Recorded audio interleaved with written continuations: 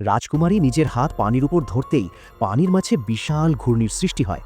হাজার হাজার ছোট মাছ রাজকুমারীর হাত পানিতে টেনে নিতে থাকে। রাজকুমারী ভয়ে সাথীদের কাছে সাহায্য চায়, আর সবাই সাহায্য না করে দূরে সরে যায়। মুহূর্তেই অসংখ্য ছোট মাছ রূপ বদলাতে শুরু করে। মাছগুলো মানুষের হাতে পরিণত হয়ে যায়। রাজকুমারী হাতটা ধরে টেনে উপরে তুলতেই মাছগুলো একটা ছোট মেয়েতে পরিণত হয়ে যায়। আশেপাশে সবাই এই দৃশ্য দেখে অবাক হয়ে যায়। ছোট মেয়েটা রাজকুমারীকে বলে সে জাদুর কারণে পানিতে বন্দী ছিল। আজ রাজকুমারীর জন্য এই জাদু কেটে গেছে, তাই মেয়েটা রাজকুমারীকে ধন্যবাদ জানায়। আর পরের মুহূর্তে মেয়েটা আলোতে ঝলসে উঠল, আর মেয়েটা অদৃশ্য হয়ে গেল। সবাই এই বিষয়টা নিয়ে ভাবছে। ঠিক তখনই বিশাল একটা পাখি জঙ্গল থেকে উড়ে আসে, সোজা রাজকুমারীর দিকে। রাজকুমারী ভয়ে দৌড়ায়, কিন্তু একটু যেতেই রাজকুমারী পড়ে যায়। সবাই ভাবে পাখিটা রাজকুমারীকে আক্রমণ করবে, কিন্তু অবিশ্বাস্যভাবে পাখিটা থেমে গেল।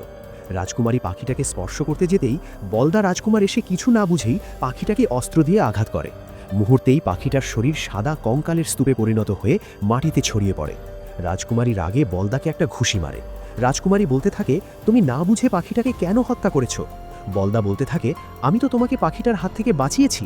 এটা শুনে রাজকুমারী আরও রেগে যায়।